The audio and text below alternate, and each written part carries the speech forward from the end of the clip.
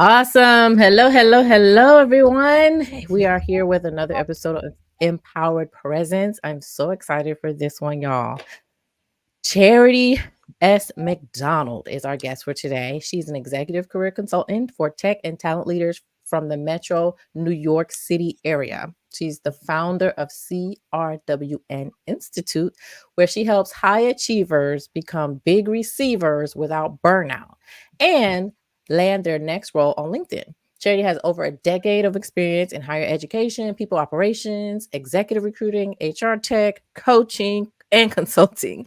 In 2023, she was recognized as LinkedIn top community voice in career and leadership. She's a keynote speaker at colleges on the topics of professional development and self leadership. And today she's here to talk about part of her story on how she was able to turn setbacks into success and obstacles into opportunities. I can't wait to dive into this today. Welcome and thank you so much, Charity, for being here today with me. Thank you so much for having me, Melanie. I am ecstatic to be here and share more about my story. And yeah, this topic, when you were talking to me, I'm just kind of like, hey, let's talk about turning, obstacles into opportunities. I love how you kind of reframed it as turning setbacks into success, because it's also that as well. So I'm glad to talk about all of the above and excited to be here with you today. Yes, ma'am. Yes, ma'am. You talk a lot about how you were able to like triple your income or revenue.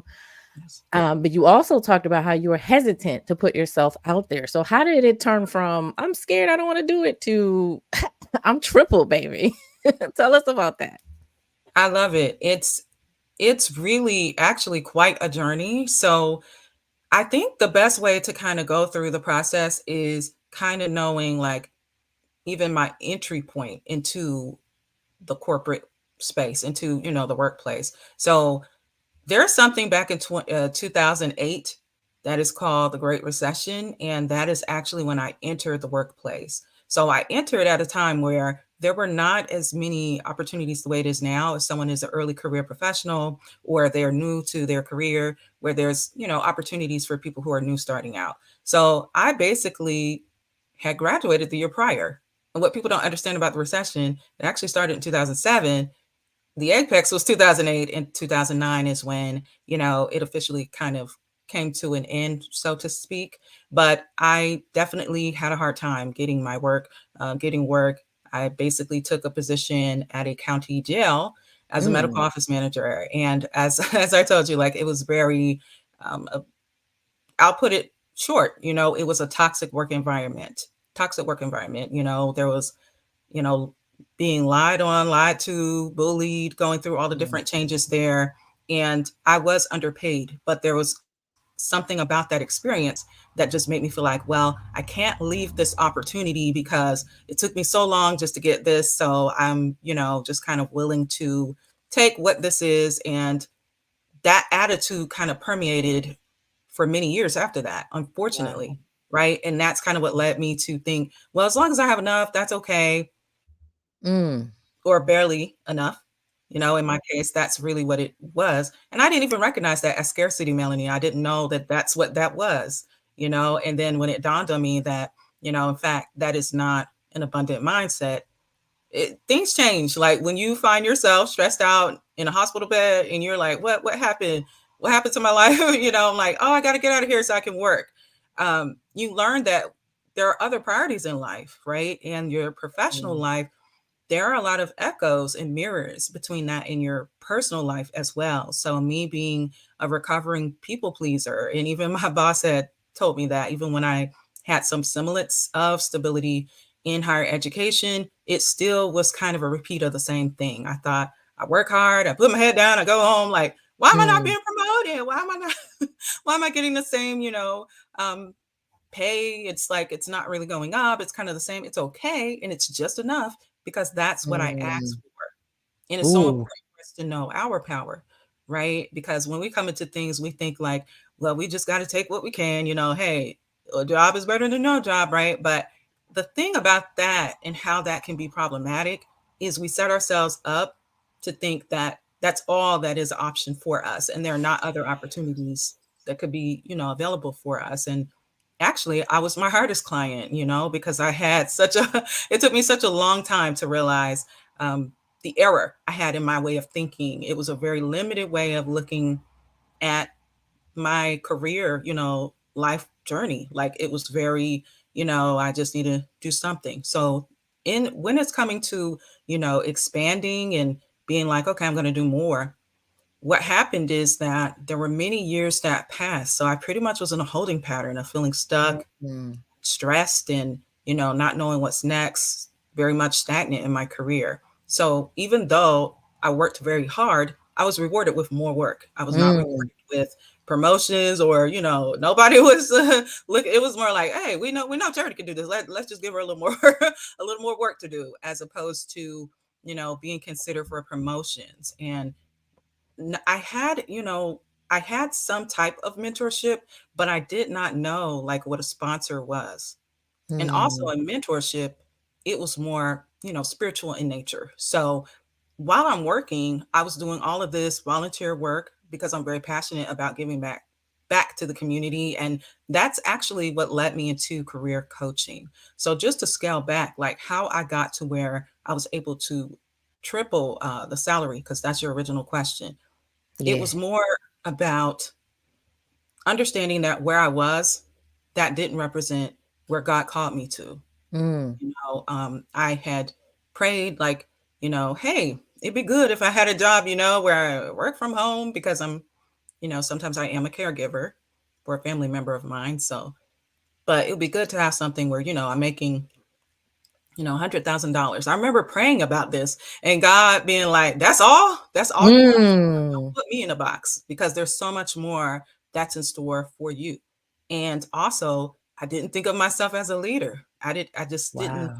think of myself in that way, even though I literally was, because I'm when you do work for other people, like I naturally had the mindset of, okay, I'm coming into, I did a lot of project based roles. So I would literally, without Mm. anyone telling me, when I knew I would be leaving, I would create materials around like, this is a training manual. So when you come into this job, it won't be as difficult for the person coming behind me than it was for me.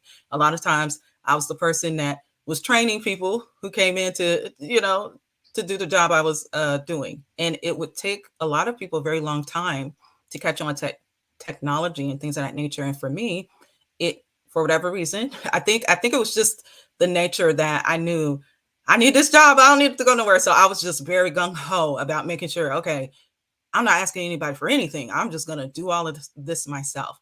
And Wow. where it really comes in for tripling the pay, it means that I had to learn to ask for help.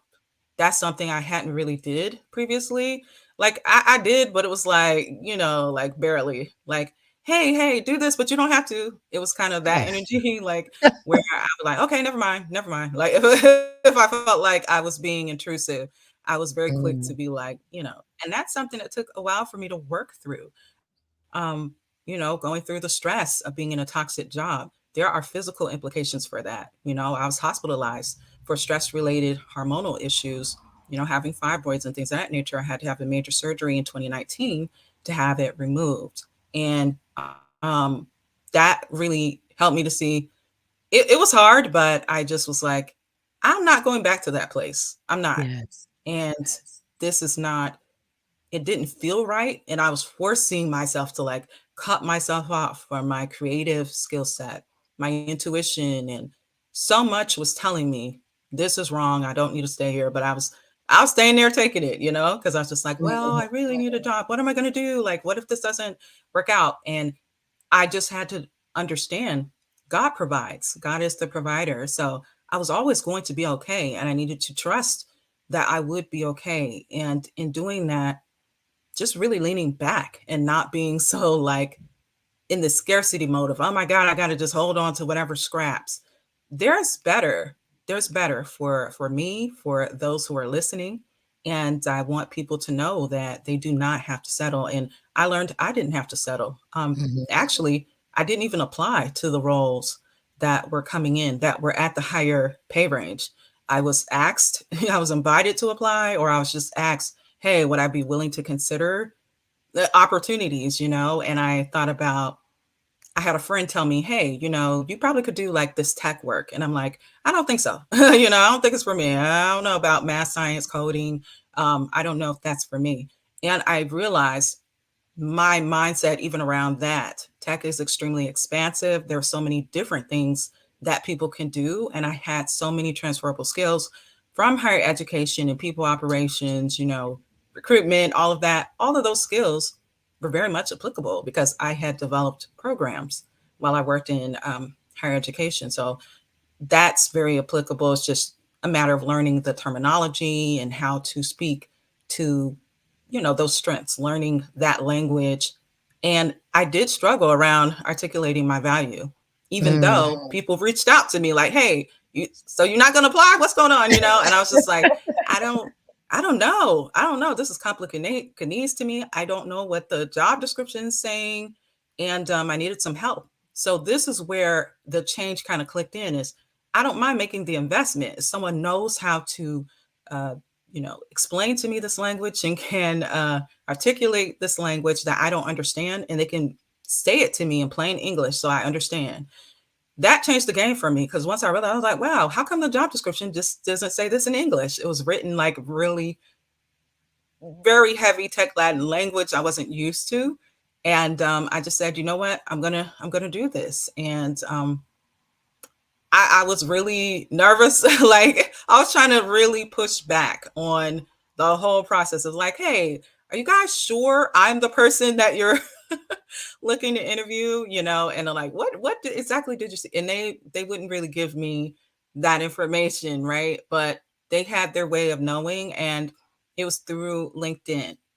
So through LinkedIn, I Mm. was able to start getting involved with HR tech, do some consulting work, and that's what allowed me to triple my pay. And also, full transparency during the pandemic, you have to understand that major operation that I had, the surgery I had was 2019, like the end of 2019. End of 2020, I was an essential worker. I was an essential worker. So what happened is the university that I tried to return to, they had a hiring freeze.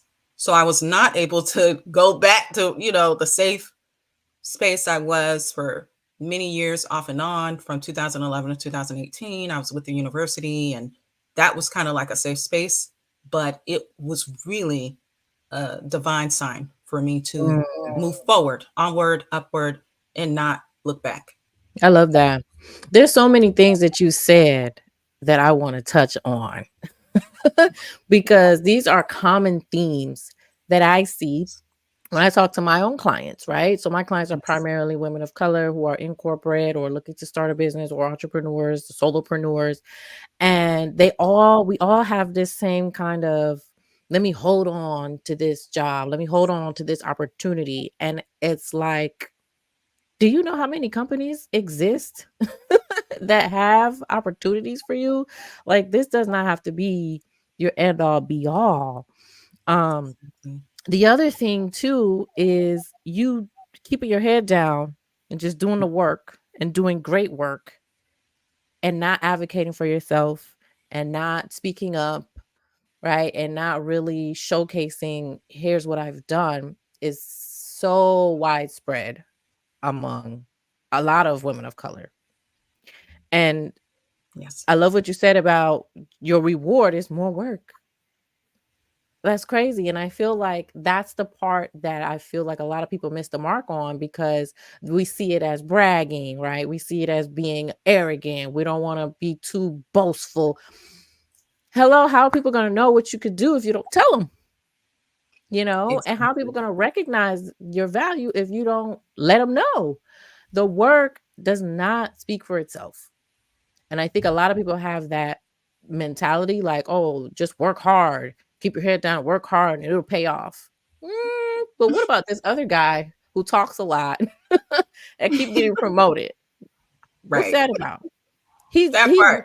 right. It's always like the least best person. It's always like he's not even that bright, How does any right? work get done? But It's yeah, because he advocates for himself. He's having these conversations. He's letting people know what he's done, right? And so they're absolutely. just taking it all in and saying, you know what, you're the guy.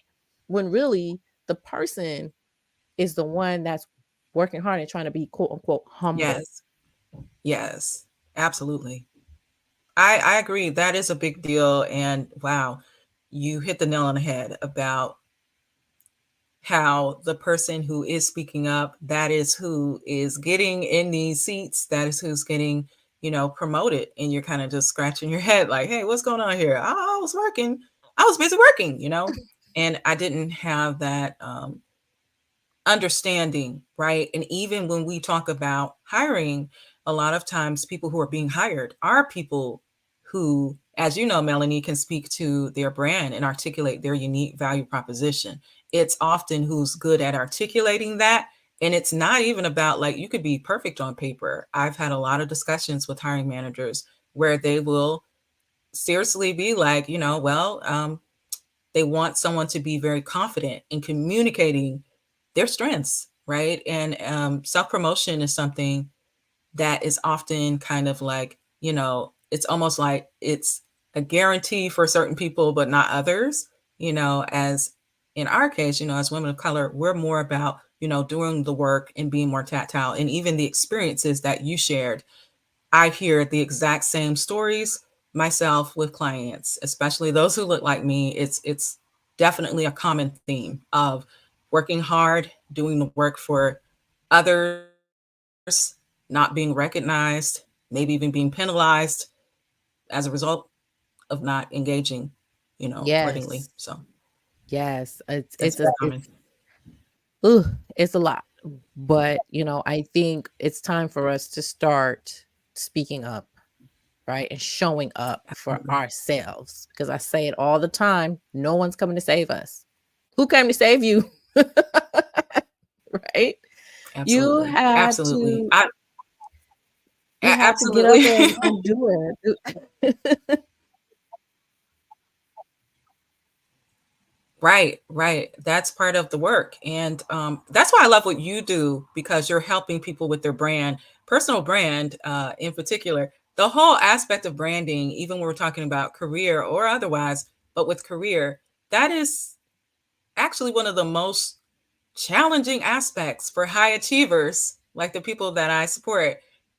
It's sometimes very difficult for them to articulate their value. And I've even heard things like, well, I don't want to seem like I'm being arrogant. And how do I articulate my value without doing that? And it's like the fact that they've asked that question, it shows that they're not arrogant because they've even thought of it that way. And articulating value is kind of like it's required to get hired Yeah, now more than ever. And absolutely.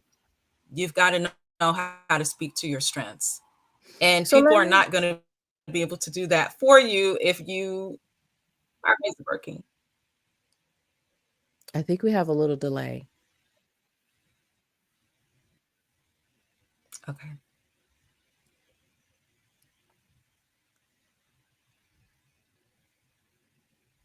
Okay. I think it's a little delay. Oh, technology gets on my nerves. Um, but I wanted to ask you, right, when people started reaching out to you to apply for these roles, how are they finding you?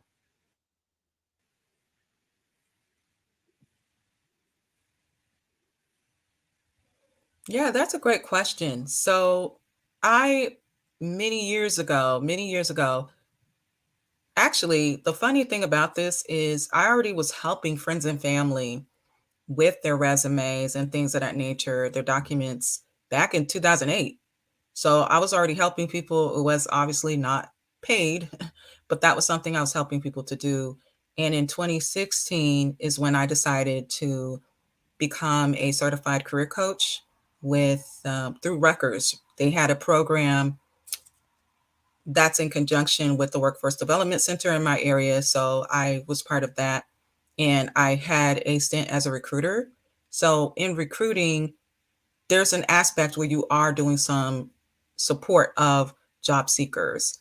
And I am super excited, to have that opportunity where I'm helping people. However, recruiting is not what it was at the time. It's different now, where there is more of an emphasis of diversity, equity, inclusion. At the time, back in 2016, that was not the case. So that's why I kind of was like, hey, I still want to help people, but not in that capacity. So I made the decision to, help people, but it would be basically on a volunteer basis. As far as like how I got clients, so that probably wasn't until 2019. So I did leverage the LinkedIn platform in order to do that. And also, I was able to have opportunities as a consultant, and through consulting, there are a lot of people who needed support. So that led into me doing, career transition work, outplacement work. So this is helping people to get rehired, and it would be a massive amount of peoples that this is because the companies, they're, paying top dollar for support as it relates to outplacement.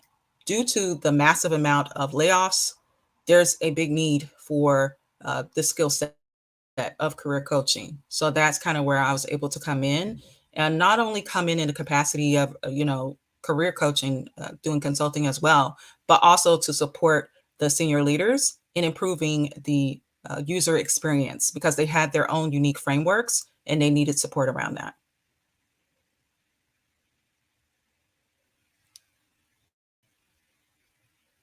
Okay. Love it. So now, I know you talked about being hesitant to put yourself out there and you were hesitant to post on LinkedIn, and now you're LinkedIn top voice. So walk us through a little bit about why you were hesitant, and then what changed for you, and how long that process took for you to say, "You know what? I got this," and started putting yourself out there till being recognized for as top voice. How what was the timeline? And then take us through that whole journey. Wow, so that is a great question.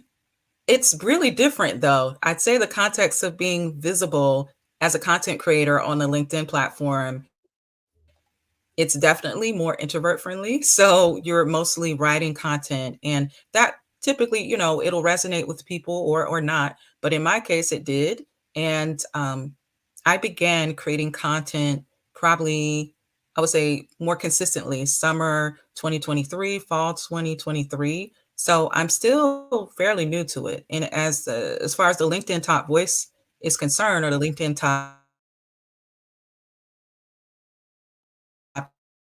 Community Voice, it's more about your contribution to participate. But people also vote on that content. So they vote on the articles, and that is how you're able to receive the LinkedIn Top Community Voice. So it's invite, and you just make your contributions. Um, I have a certain strategy I use to actually get there. As far as how long did it take? So first I had to actually qualify. So I think that probably took a couple of months after me creating content consistently, because you have to actually show that you are creating content for them to consider you. And from there, it's kind of just like from the time you're starting. And in my case, they might tell you, hey, do 3 articles. I think I might have been doing 5 to 10. So because of that, it was pretty quick for me. It might have been a week after I started consistently contributing that I was getting the acknowledgement. Oh, okay, okay. So when it comes to the content, what do you feel was the best approach for you to get the engagement? I have my Mhm. ideas, but I want to hear from you in terms of what kind of content were you putting out? Yeah, that is a great question. So when I started out, it kind of was I'm figuring out what will work. And being that I come from higher education, I did take more of an educational approach. So I had these very long, lengthy posts that were pretty, pretty expansive in terms of giving information.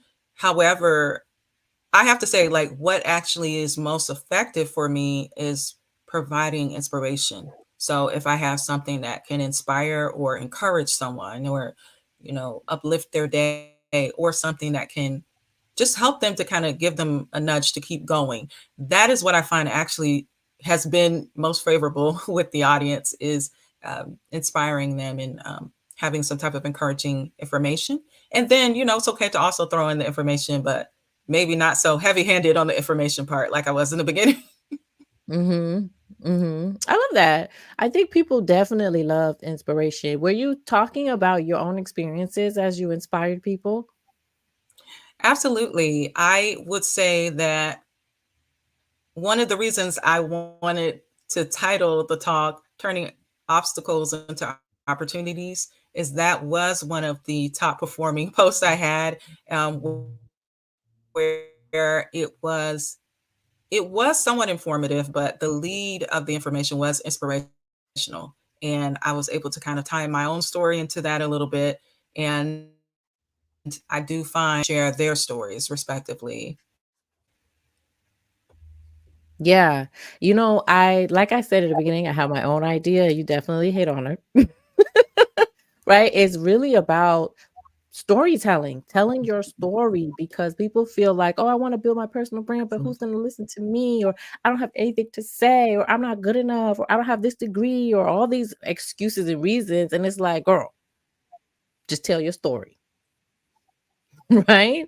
Because the story is so, Exactly. so Yes, powerful.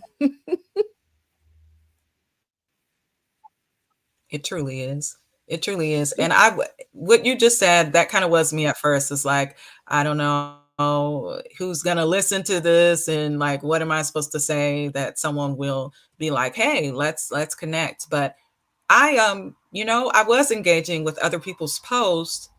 And the irony is that's actually usually how I'm able to get clients is through engaging other people's content.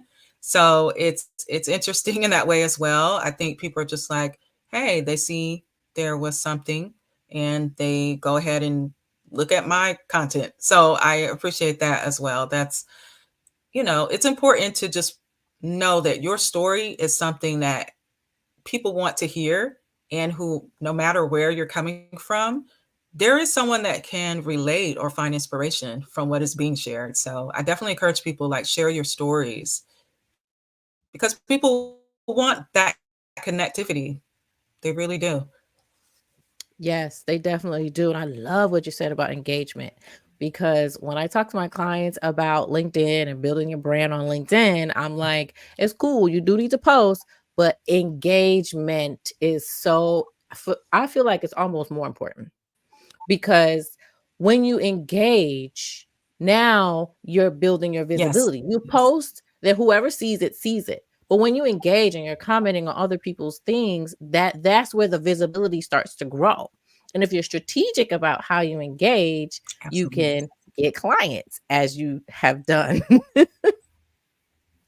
Yes. Absolutely. Absolutely. And not enough people really focus on that. Engagement really is key. You do need to, I reach out to my fellow service providers, such as that I admire, like yourself, and some other people that I enjoy their content, and I want to encourage them. And it also segues into other opportunities to collaborate and create new opportunities as well. So I love that. Yeah, it's so underrated, and I just always have to preach that, like, comment. Did you comment today? Did you engage on anything today? And build those relationships and then move to the inbox. Like, there's a whole kind of strategy behind this if you really want to get serious about building that visibility, particularly on LinkedIn. So I appreciate you mentioning that. So what would you say would be one of the biggest obstacles that you faced? I know we talked about a few, but is there one that really stands out and you're really like super proud that you were able to overcome that? Mm. Wow, that is a great question because we definitely did touch on a lot of different areas where I needed to improve. Okay. I would say of everything, and really, regardless of work or whatever the case may be, is that abundance comes from gratitude and being Mm, grateful for what you have. even in experiences that were more trying for me. That is what definitely resonates with me. Some people can say, okay, well, I have enough, that's fine. But I think important that you do cultivate that abundance mindset. So that was really important for me. Job or no job, knowing that God will provide for me, knowing that I needed to be grateful and have great expectations of the possibilities that were open to me. In the process of looking for opportunities, it was more about, okay, this is a no, but this no can be a next opportunity, or the next option presented can be the right one for me. So having a spirit of abundance, knowing that success was inevitable for me, keeping that in my mind regardless of, being told no many times, and just keep going, having that resilience, being okay with asking for help. All of that is part of being more abundant in the way that you approach life, is that you're open, and you're open to receive support. So that has been very helpful. LinkedIn has been a big part of that as well. Like the community, people have reached out to be very supportive and congratulating me in different aspects, and even supporting me in some of, um, some areas of my life that haven't been that great. So I'm very grateful for having support. But that abundance mindset is really what will be the key to success, regardless of, like, if we're talking personally or professionally. It's really important to cultivate an abundant mindset. I love that. And I don't know if the people caught it, but when you said no is next option or next opportunity, I peeped the acronym. Okay. I got the acronym there. So love that. Love that. Mhm. So tell us a little bit about your work. Well, how do you serve your clients? What do you help them with? What are the things that they come to you for? And what are some of the outcomes that you're able to produce for them? Yes, this is a great question. This is an amazing question. So, as I say, I help high achievers become big receivers without burnout. So, essentially, what I do is I help people to create success cycles. And although the majority of people I've supported, they are tech and talent leaders, I'm not limited to, where they can be from, because I do support people throughout North America. So, it is remote the way that I'm serving the clients, and the way that I support them is just we go through a full cycle career solution. So that includes personal branding, resume development, LinkedIn optimization, and personalization, because that's really important too. Networking at the next level, really making sure that you're getting your information in front of decision makers and being able to identify those decision makers, interviewing. And the type of interviewing that I do is very specific to the roles that you're applying to, or that you are seriously interested in applying to. So it's very specific. And also negotiation, creating a 90-day plan, succession planning, feminine leadership is something I'm really passionate about as well.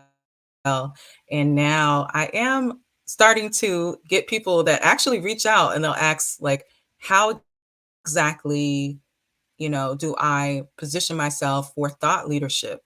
And I kind of was like, well, I feel like I'm still growing in that area. So, but I do feel like I can support people in terms of creating proposals if they want to position themselves for public speaking. Because a lot of people are great orators. That was something I also was resistant to, is public speaking. But I'm learning that this is exactly what God is positioning me for, and it's a great way to connect with more people at one time. So I do support people in that way as well. So helping them write their proposals, come up with their unique framework that can, guarantee that they're able to command a four-figure speaking opportunity.